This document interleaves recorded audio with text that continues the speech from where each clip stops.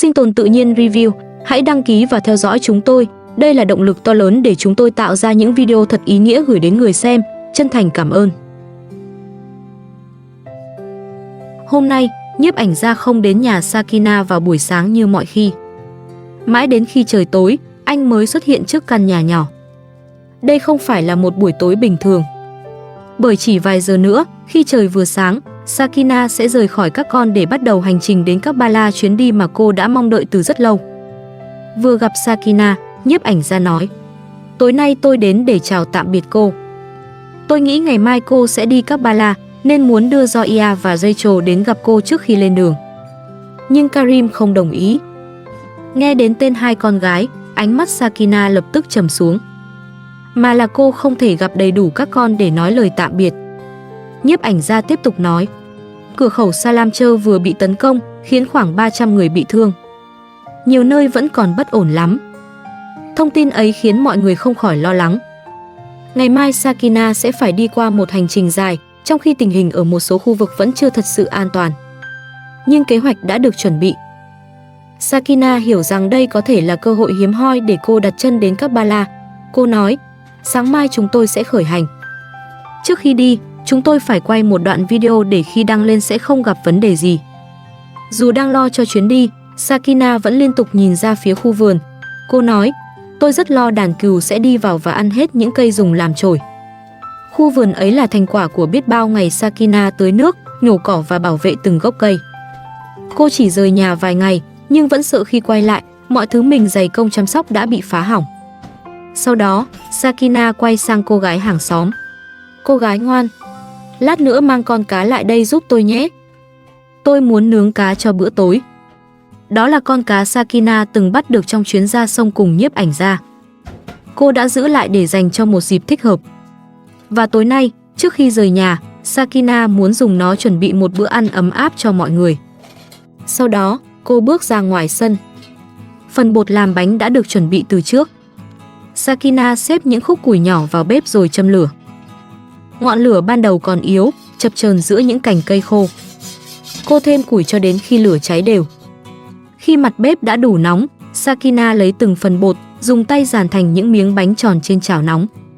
Dưới ánh lửa, gương mặt cô vừa hiện lên vẻ háo hức, vừa phảng phất nỗi buồn. Cô gái hàng xóm đang bế Hakan ngồi gần đó. Asam cũng ngồi bên bếp lửa, tò mò nhìn mẹ nướng từng chiếc bánh.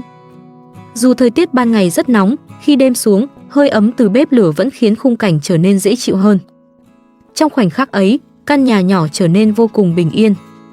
Nhưng Sakina hiểu rằng chỉ đến sáng mai, cô sẽ phải rời xa khung cảnh quen thuộc này.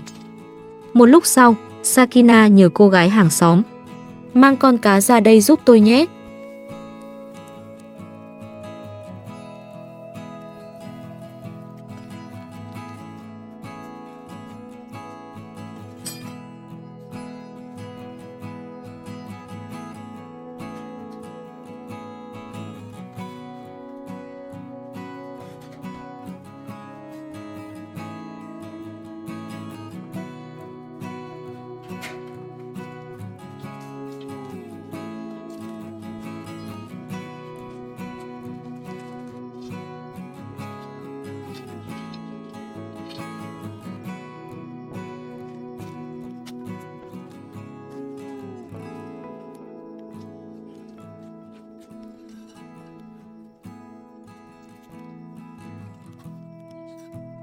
Con cá được làm sạch rồi đặt lên bếp nướng. Mùi cá nướng hòa cùng hương bánh mới chín lan khắp khoảng sân. Sakina liên tục trở mặt cá để thịt chín đều, không bị cháy.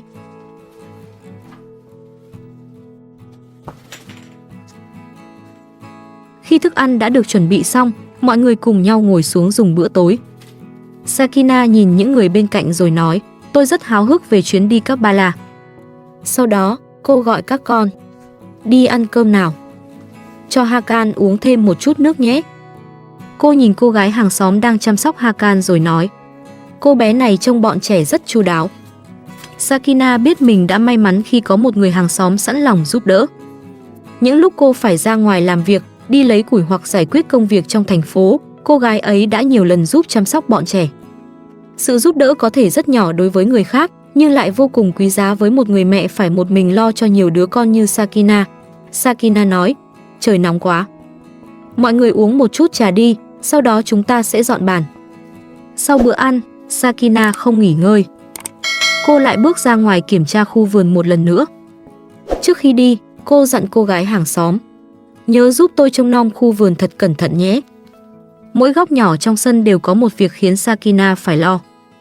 Cánh cổng phải luôn được đóng kín để đàn cừu không đi vào. Đàn gà cần được cho ăn. Những cây ớt cần được tưới nước. Sakina cầm một lá cờ đã chuẩn bị rồi nói, tôi sẽ mang lá cờ này đến Karbala. Lá cờ được cô cất giữ rất cẩn thận. Đối với Sakina, nó không chỉ là một món đồ mang theo trong hành lý. Đó còn là biểu tượng của lòng thành kính, niềm tin và những lời cầu nguyện cô muốn gửi gắm trong chuyến hành hương. Sau đó, cô lại nhờ cô gái hàng xóm cho thêm một ít nước vào máy điều hòa đi. Sakina bước đến một góc vườn rồi buồn bã nói, cây cối ở phía này đã khô héo hết rồi. Thời tiết khắc nghiệt khiến một số cây không thể tiếp tục phát triển. Nhìn chúng, cô càng lo lắng cho những ngày mình vắng nhà. Nhưng đúng lúc ấy, Asam lại gọi mẹ. Sakina quay lại, dịu dàng nói, mẹ sẽ quay lại ngay, con yêu. Nếu mẹ không có ở đây, con có khóc vì nhớ mẹ không, Asam? Cậu bé chỉ nhìn Sakina, đôi mắt ngây thơ. Câu hỏi ấy tưởng như rất đơn giản, nhưng lại khiến Sakina nghẹn lòng. Vì cô yêu tất cả các con. Khi đó, Sakina quay sang nhiếp ảnh gia. Anh đưa ống nước lại đây giúp tôi. Cô tiếp tục tưới những phần cây còn có thể cứu được. Từng dòng nước chảy xuống nền đất khô, nhanh chóng thấm sâu rồi biến mất. Giống như Sakina đang cố chuẩn bị mọi thứ thật đầy đủ trước khi rời đi. Cô không biết vài ngày nữa khu vườn sẽ ra sao. Nhưng ít nhất tối nay, những cây còn sống phải được tưới đủ nước. Sau đó, Sakina lại nhớ đến hành lý. Cho thêm khăn giấy vào túi của tôi nhé. Từng món đồ nhỏ đều được cô kiểm tra nhiều lần. Tất cả phải sẵn sàng trước khi trời sáng.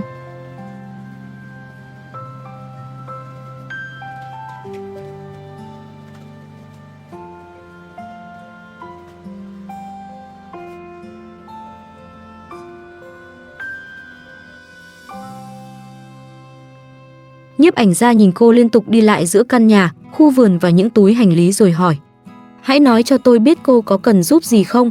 Sakina đáp, được rồi. Nhưng sau một lúc im lặng, cô không thể tiếp tục giấu cảm xúc. Tôi buồn lắm. Sakina cúi xuống nhìn Asam rồi nói, tôi buồn vì không được gặp bọn trẻ. Zoya và Rachel đã không thể đến chào tạm biệt vì Karim không đồng ý. Sakina nói tiếp, tôi cũng rất nhớ Asam. Dù con trai vẫn đang ở ngay trước mặt, cô đã bắt đầu nhớ con từ trước khi rời đi. Cô gọi, lại đây ôm mẹ nào, con yêu. Có thể Asam không hiểu vì sao mẹ đột nhiên ôm mình lâu đến vậy. Nhưng với Sakina, đây là cách cô ghi nhớ hơi ấm của con trước chuyến đi.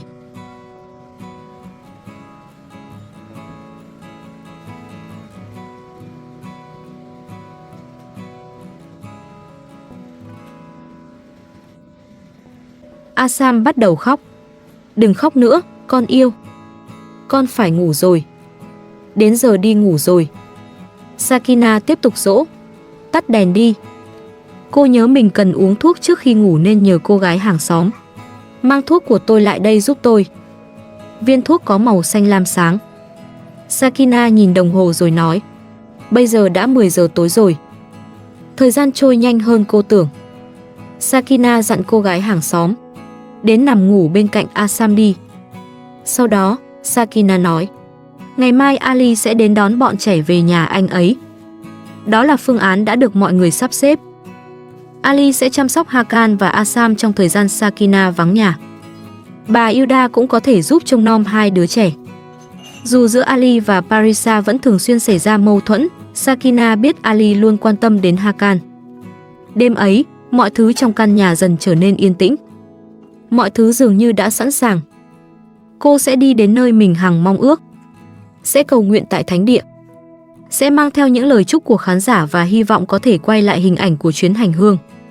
Đối với Sakina, chuyến đi Karbala mang đến một niềm hạnh phúc rất lớn.